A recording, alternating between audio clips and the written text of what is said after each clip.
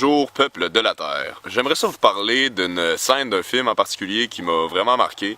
Ça s'appelle La Belle Verte et c'est un film français de 1996. Dans le fond, c'est l'histoire d'une planète plus évoluée que la nôtre qui vit simplement et naturellement. C'est l'histoire d'une femme de cette planète qui rend visite à la Terre pour venir constater nos façons de faire un peu arriérées et qui constate à quel point c'est absurde qu'on détruise à la fois notre environnement et nous-mêmes pour aucune raison valable. Et il y a une scène en particulier qui m'a vraiment marqué, ça parle de la beauté, de la superficialité, du maquillage. Donc voici cette scène. Ça, c'est pour ouvrir les maisons, ça.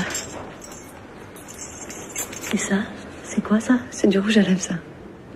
Ah, c'est pour quoi faire? C'est pour s'en mettre sur les lèvres, comme ça. Ah oui? Sur les lèvres? C'est un médicament? Non, c'est pas un médicament, c'est pour faire joli.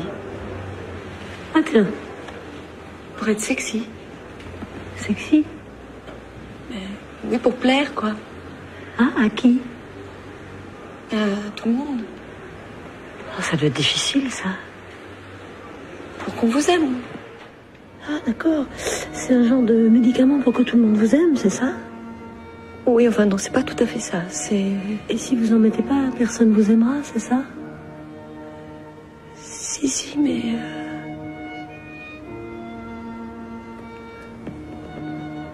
C'est difficile à expliquer, c'est... Qu'est-ce que j'ai dit? Je vous ai fait de la peine? Non, c'est rien. C'est... Et ça? C'est des photos.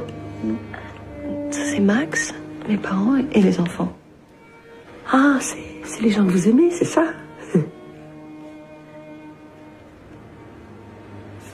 Mais alors pourquoi ils ont pas de rouge à lèvres?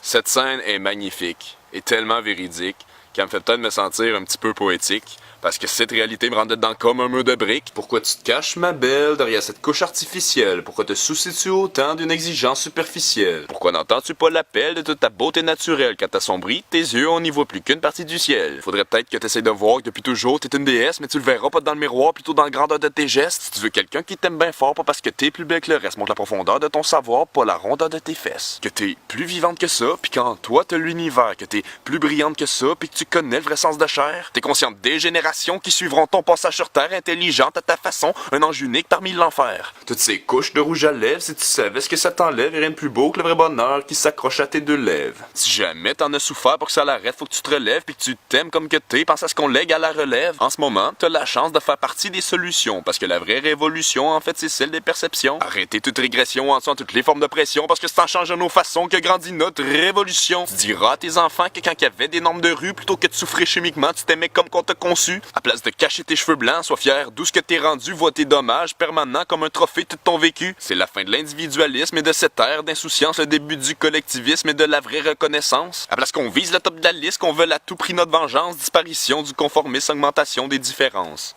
Tout ça pour dire que les filles, vous êtes belles, gâchez pas votre santé, votre argent et l'environnement pour satisfaire à des normes de société.